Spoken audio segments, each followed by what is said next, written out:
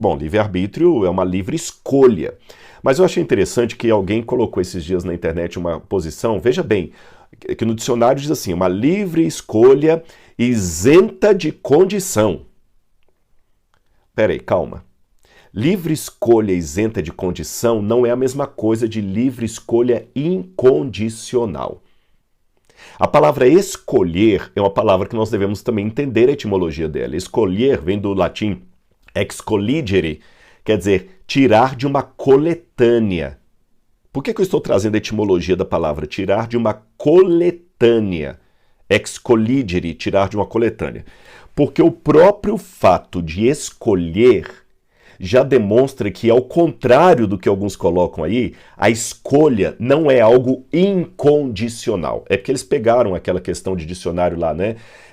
Livre-arbítrio é o direito de escolha sem condições, isento de condições. Só que esse isento de condições que o dicionário está dizendo é o seguinte: se você escolhe porque você é obrigado a escolher aquela cor vermelha e não a azul, você não está tendo um livre-arbítrio. O livre-arbítrio é quando você se torna o juiz naquela situação. A palavra livre-arbítrio, aliás, no latim, né? Árbitro, que significa juiz, testemunha, aquele que decide entre duas situações. Então, o livre-arbítrio é quando você pode decidir entre duas situações. Não significa que você pode decidir incontestamente qualquer coisa. Este não é um ensino bíblico, que você pode escolher incondicionalmente qualquer coisa, muito menos é o sentido que a palavra livre-arbítrio e escolha tem na sua raiz. Eu vou dar um exemplo para você. O próprio fato de você entrar no supermercado e escolher se você quer comprar o sabão em pó da marca A ou B, já é uma delimitação. Você não pode comprar qualquer sabão em pó. Ali só há a marca A e B. Você precisa do sabão em pó. Então você vai escolher entre o A e o B, somente isso. Então o livre-arbítrio não significa uma escolha sem limites, que eu posso escolher qualquer coisa. Não é por aí. Aliás, as pessoas que pensam assim, falam o seguinte: o livre-arbítrio contradiz a soberania de Deus na sua vida? De jeito nenhum.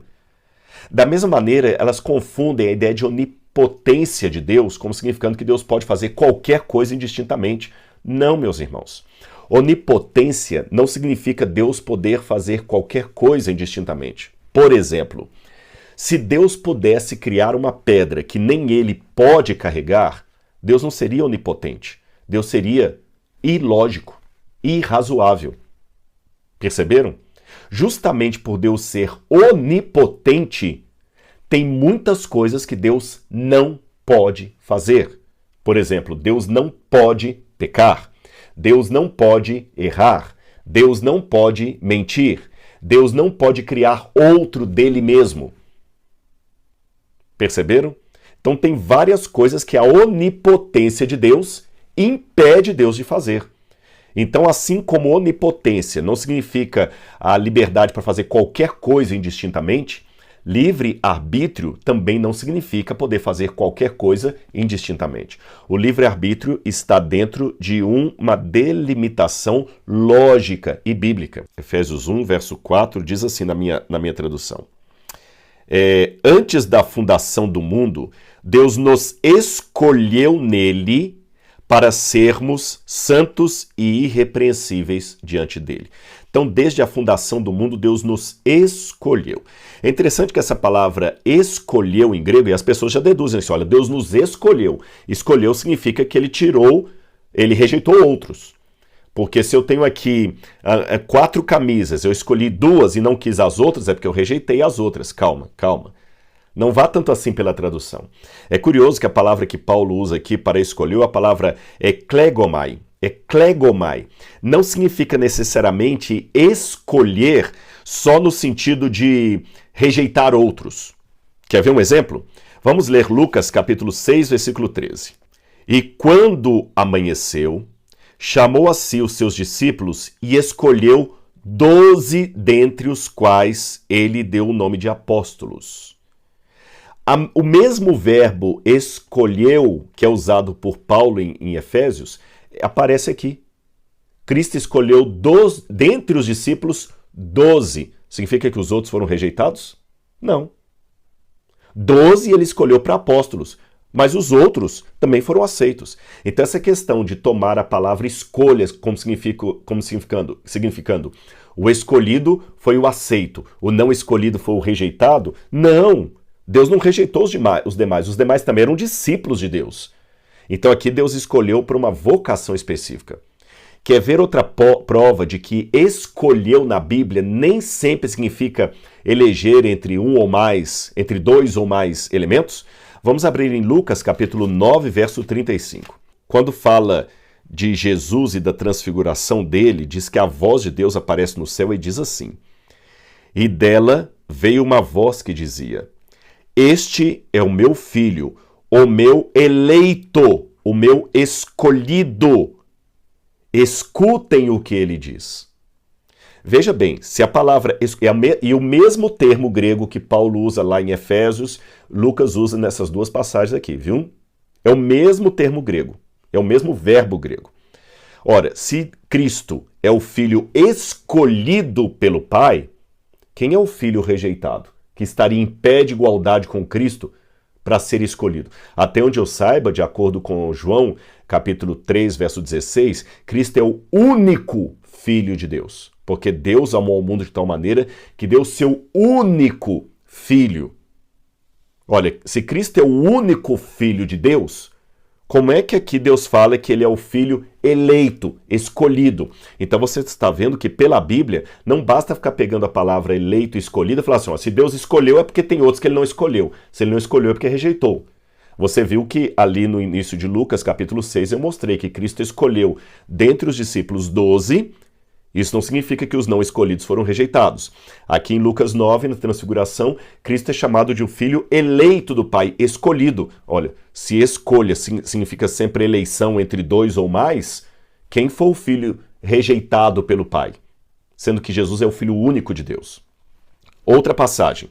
Vamos a João capítulo 6, verso 70. Então Jesus lhes disse: não é fato que eu escolhi, é o mesmo verbo grego que Paulo usa, que Lucas usa, não é fato que eu escolhi vocês os 12. Mas espera aí. Se o eleito, se o escolhido é o que vai ser salvo, como é que eu explico o final? Mais um de vocês é do diabo. Então veja bem, pela primeira parte do verso, Judas foi eleito, mas ele se entregou a Satanás. Se Judas foi eleito, por que ele não foi salvo? Jesus não falou, eu escolhi apenas 11 de vocês, não. Não é fato que eu escolhi, elegi, é o mesmo termo que os defensores da predestinação usam para falar da escolha de Deus. Não é fato que eu escolhi vocês os 12, então ele escolheu os 12, inclusive Judas. Mas se Judas era eleito, como é que ele perdeu a salvação depois traindo a Cristo?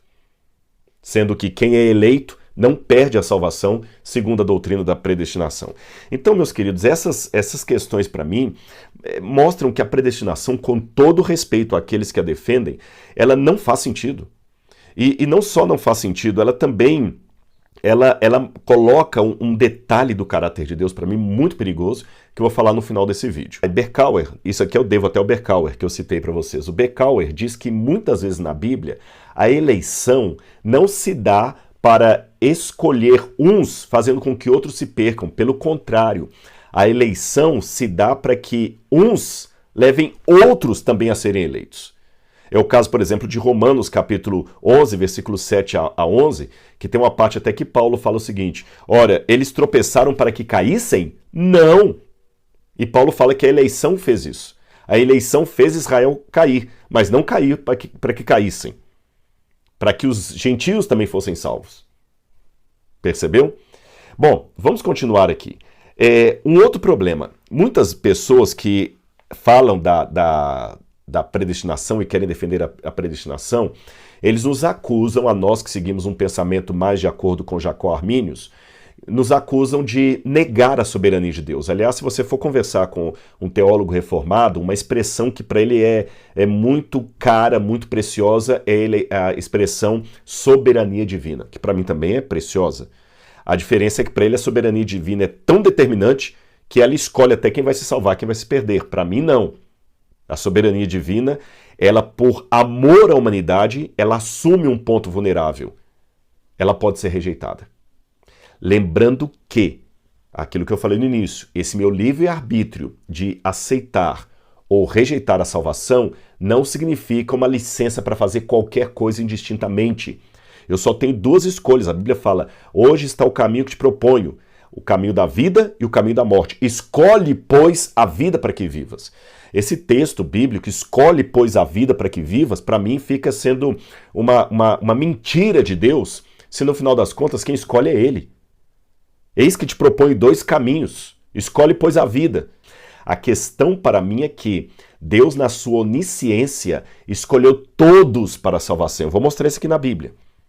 A vontade de Deus é que todos fossem salvos. Aí alguns vão falar assim, não, mentira sua. Você tem que pontuar a soberania de Deus. Se um homem se perde, mesmo crendo que Deus o salve, olha o que diz o argumento calvinista. Se um homem se perde, mesmo Deus querendo que ele fosse salvo, a vontade desse homem é soberana sobre a vontade de Deus. Isso é pecado, é heresia. Então, para enfatizar a soberania divina, eles dizem que é Deus que escolhe. Nunca pode ser o indivíduo. Porém, como é que você ficaria com esses textos aqui? Veja bem o que diz 2 Pedro capítulo 3, versículo 9. O Senhor não retarda a sua promessa, ainda que a muitos a julguem demorada. Pelo contrário, Ele é paciente para com vocês, não querendo que ninguém pereça, mas que todos cheguem ao arrependimento. Então agora eu faço uma pergunta para quem enfatiza tanto a soberania divina. A Bíblia fala que a soberania, que o desejo de Deus é que ninguém se perca, mas que todos cheguem ao arrependimento. Se mesmo o defensor da teologia de Calvino admite que muitos não vão se salvar, ele está admitindo, com base em 2 Pedro capítulo 3, versículo 9, que a vontade de Deus pode ser frustrada. A soberania de Deus pode ser frustrada. Porque se a soberania de Deus fosse uma imposição goela abaixo da vontade de Deus, então ninguém se perderia. Quer ver outra passagem? 1 Timóteo capítulo 2, versículo 4. Desculpa, estava em Tessalonicenses, gente. 1 Timóteo 2, versículo 4. Vamos ler aqui com calma. Diz aqui, olha. Deus, eu vou ler o 3 também. Isso é bom e aceitável diante de Deus, nosso Salvador, que deseja que todos sejam salvos e cheguem ao pleno conhecimento da verdade. Tá bem? E fala que Cristo deu a si mesmo em resgate por todos. Aí é que eu começo a fazer uma pergunta sobre a soberania de Deus. Se Deus deu a Cristo em resgate por todos, e Deus deseja, de acordo com 1 Timóteo 2,4 e 2 Pedro 3, verso 9, que todos sejam salvos, então por que alguns se perdem? E se você disser que é Deus que escolhe quem vai se salvar, quem vai se perder, aí então você está dizendo que Pedro e Paulo estão mentirosos, porque eles disseram que Deus quer que todos se salvem. Mas Calvino diz que Deus quer que alguns se salvem. Eles até usam uma analogia, Deus não é obrigado a salvar a todos, e eu concordo, Deus não é obrigado a salvar a todos. E eles começam até a comparar. É como um casal que chega num orfanato e tem várias crianças órfãs ali, mas eles adotam apenas um e deixam os outros para lá. Gente, essa visão de Deus para mim é tão perigosa, tão perigosa. Além de perigosa, ela é antibíblica. Porque Paulo e Pedro deixam bem claro aqui que Deus quer que todos se salvem. Se nem todos foram salvos, então eu tenho duas explicações. Ou Deus é bipolar, porque uma hora ele quer que todos se salvem, outra hora ele quer apenas que alguns se salvem e outros não. Ou seja, é o Deus bipolar. Porque o Deus de Calvino escolheu uns para serem salvos, outros não. O Deus de Pedro e Paulo quer que todos se salvem. Então, com qual dos dois eu fico? Ou é um Deus bipolar, que a hora ele navega na confissão de Westminster, embora Westminster, depois que vai fazer um credo lá sobre o arminianismo, em Westminster eles não vão tocar tanto nesse assunto, ou ele vai ficar um Deus que deseja que todos sejam salvos. Segunda conclusão disso aqui. Se Deus quer que todos sejam salvos, mas nem todos vão ser salvos, eu descubro que realmente a vontade de Deus pode ser frustrada. Esse é o paradoxo da graça. Deus é irresistível, mas ele pode ser resistido. Ele não obriga. Para mim, essa visão calvinista da soberania de Deus estaria mais para ditadura divina do que soberania divina. Tá bom? Eu vou ler mais uma passagem para vocês. Então, vamos lá, Mateus capítulo 25, versículo 34. Então o rei dirá aos que estiverem à sua direita: venham benditos de meu Pai, venham herdar o reino que está preparado para vocês desde a fundação do mundo. Aí ele fala, né? Porque eu tive fome, vocês deram de comer e tudo. Aí quando eu vou ao verso 41, vou pular para o verso 41. Então o rei dirá também aos que estiverem à sua esquerda: afastem-se de mim, malditos, para o fogo eterno preparado para quem? Para o diabo e seus anjos. Ora, se o fogo eterno fosse preparado também para aqueles que não foram eleitos por Deus, dentre a humanidade, faria mais sentido Jesus dizer: afastem-se de mim, malditos, para o fogo eterno que está preparado para vocês e para o diabo desde a fundação do mundo. Não é isso que é dito. O que é preparado desde a fundação do mundo é o reino, não o lago de fogo. Ou seja, o desejo de Deus é que todos sejam salvos. Romanos 9, verso 18 é um tema que o pessoal pega muito e diz assim: logo, Deus tem misericórdia de quem Ele quer e também endurece a quem Ele quer. Deus tem misericórdia de quem Ele quer e endurece a quem Ele quer. Então é Deus que endurece o coração das pessoas. Bom, vamos com calma entender isso aqui, pessoal. Em primeiro lugar, nós devemos ler isso aqui à luz justamente de Êxodo, quando fala do coração de Faraó. Se você ler Êxodo capítulo 4, 5, 6 e 7, você vai ver que tem 3 disposições ali do endurecimento do coração de Faraó. Em alguns textos é dito claramente que Deus endureceu o coração de Faraó. Outros textos trazem o termo hebraico ali ambíguo, o coração de Faraó duro. Não se endureceu, como algumas bíblias traduzem em português. O coração de Faraó duro. E um terceiro deixa claro que foi Faraó que endureceu o seu próprio coração.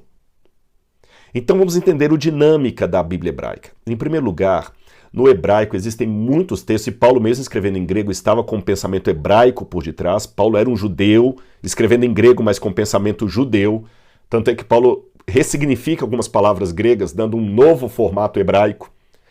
Então, na mentalidade hebraica, uma das formas mais correntes de você mostrar a não interferência no ato é colocando o sujeito como responsável por aquilo. Por exemplo, se você olhar no original hebraico, quando fala que aquelas babás, aquelas parteiras, melhor dizendo, impediram que os garotos hebreus fossem mortos, no hebraico está assim, que elas fizeram viver os meninos.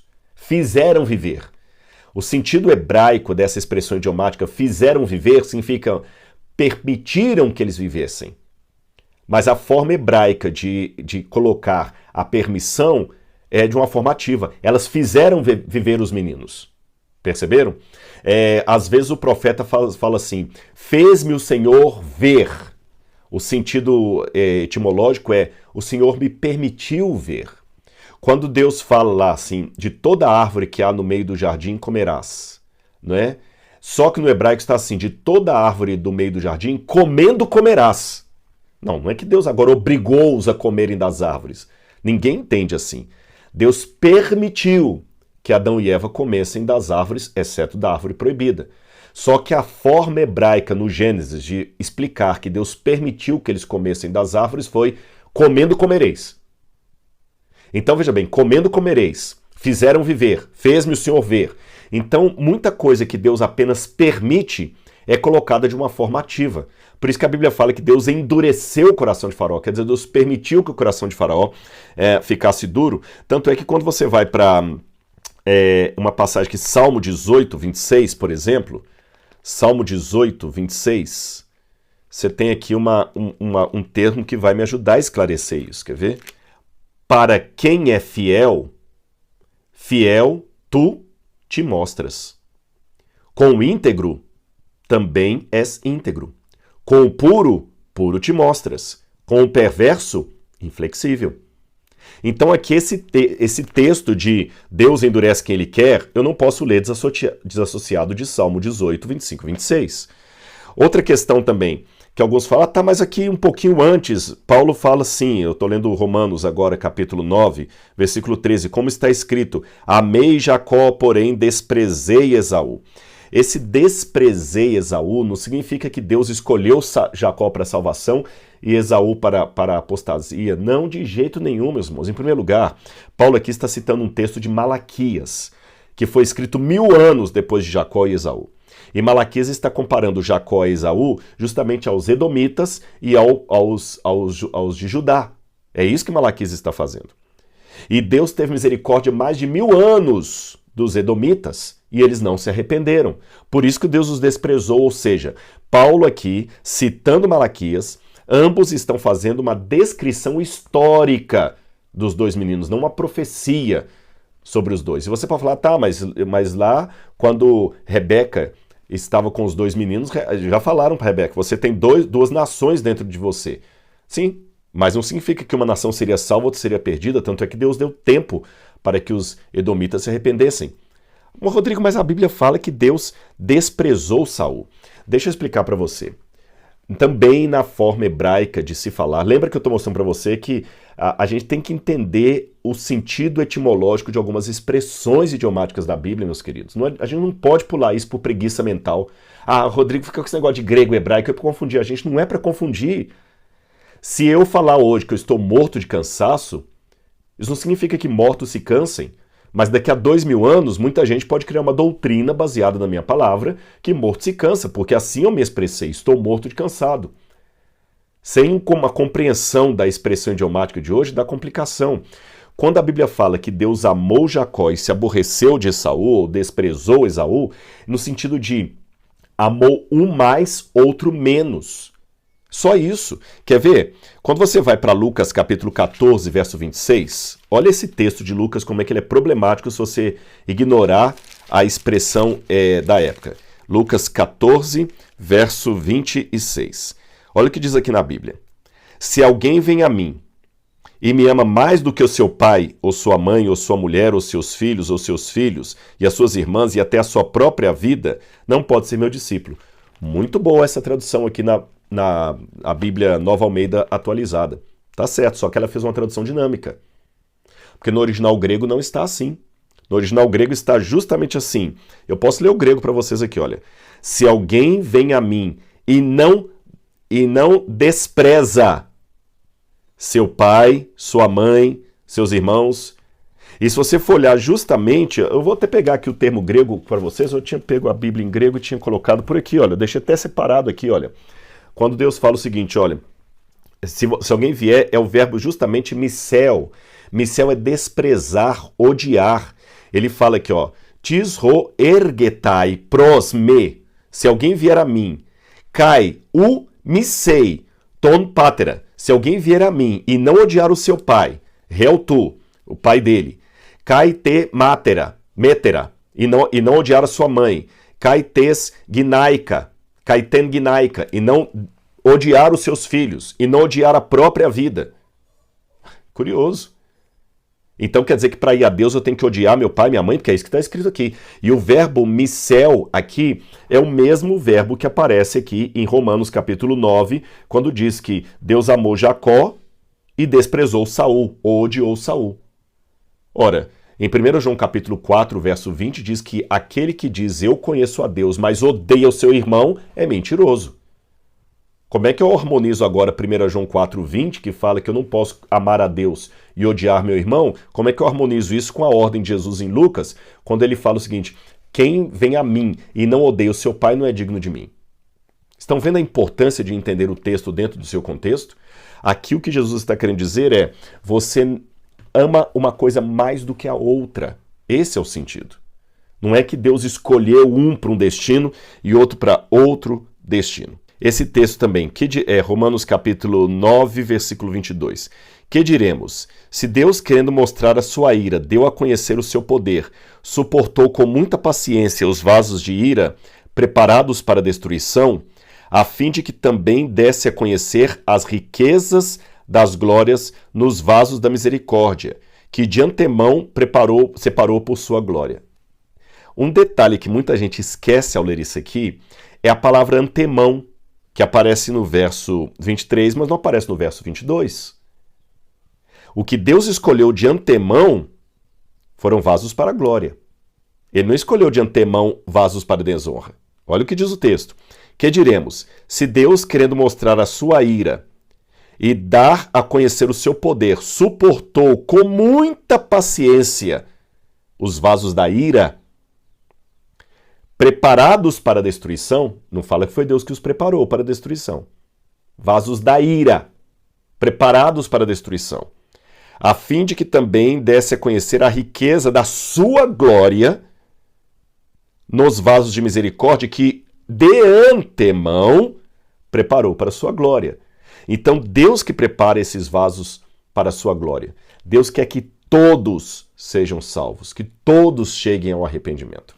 Bom, meus queridos, eu poderia mostrar várias outras passagens aqui, mas já mostrei vários textos para vocês que pelo menos justificam, porque biblicamente eu não apenas não concordo com a doutrina da predestinação, como eu a considero um ensino tremendamente perigoso, em que pese o meu respeito por aqueles que creem assim. Colocam um lado de Deus para mim muito dantesco. Eu não sei se o Pai me ama, não é? Eu não sei se o Pai me ama.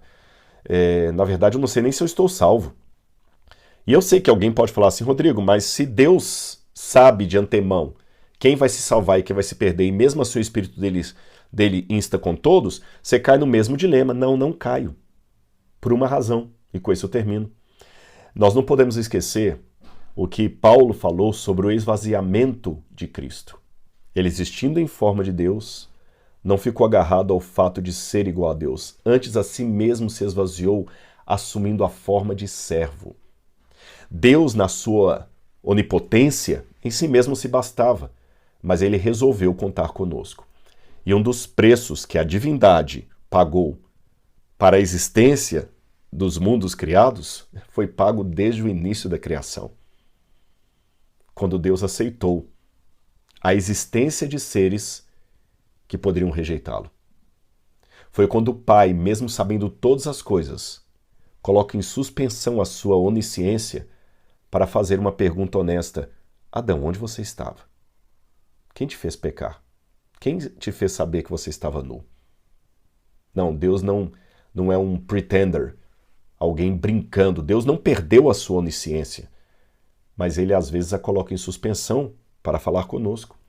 Quando Jesus falou assim, eu não sei o dia da minha vinda, ele não estava mentindo, mas Jesus também não perdeu a onisciência dele, ele apenas a colocou em suspensão. Eu, quando tenho um carro estacionado na garagem, eu não deixei de ser um motorista apenas porque não estou dirigindo o carro. Pelo contrário, a minha soberania me dá o direito de dirigir o carro ou deixá-lo parado. A soberania de Deus lhe dá o direito de usar a sua onisciência ou não usá-la. E quando Deus, por sua soberania, escolhe não usar a sua onisciência, o Espírito, de fato, insta legitimamente com todos. Deus não é um brincalhão cósmico que está convencendo todos a se salvarem, mas apenas pro forma, porque aquele ali não vai mesmo. Não é por aí. Não é por aí. E como eu falei no início, o Deus de Paulo e de Pedro dizem que quer que todos sejamos salvos. E pelo menos na minha escolha, eu opto por Deus. Ele já sabe a decisão que eu vou escolher, mas ele apenas sabe. Ele não determina. E eu não quero frustrar a eleição de Deus para mim e para você. Sabe por quê? Eu termino meu apanhado aqui com uma reflexão não bíblica agora, porém biológica. No fundo, mesmo que eu saia agora da doutrina da eleição, do livre-arbítrio, eu noto que Deus escolheu você e rejeitou outros. Em que sentido, Rodrigo? Isso está contradizendo o que você falou? Não. é que quando a relação sexual que me produziu ocorreu, milhões de espermatozoides saíram do meu pai para fecundar o óvulo da minha mãe. Uma fração de nanosegundo seria o suficiente para que outro espermatozoide, e não o que me formou, entrasse primeiro no óvulo.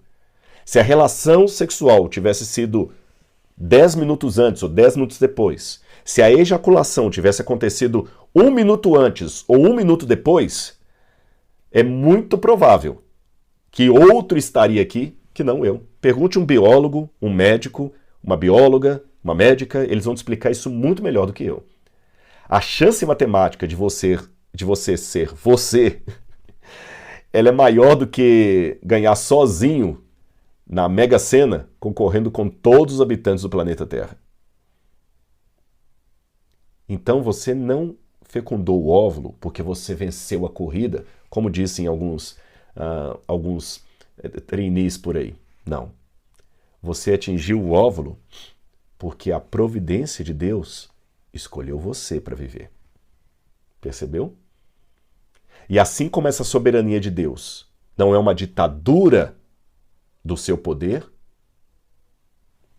Ele escolheu você, sem te perguntar se você queria existir. Mas Ele não salvará você sem te perguntar se você quer ser salvo. Assim como a soberania de Deus não é uma coisa sem limites, o meu livre-arbítrio também não é sem limites. Eu não escolhi se podia existir ou não existir. Foi Deus que escolheu a minha existência. Mas eu posso escolher se quero manter com Ele essa existência por toda a eternidade ou não. Como diz a Bíblia, são 2 caminhos que Ele coloca, não 3. Eu também não tenho opção de 3 caminhos. O meu livre-arbítrio não me permite ter uma quarta via para a salvação, uma terceira via. O meu livre-arbítrio não me permite ficar neutro. Eis que lhe proponho hoje 2 caminhos, a vida e a morte. Escolhe, pois, a vida para que vivas, tu e a tua casa. Escolha Jesus. Eu fiz essa escolha.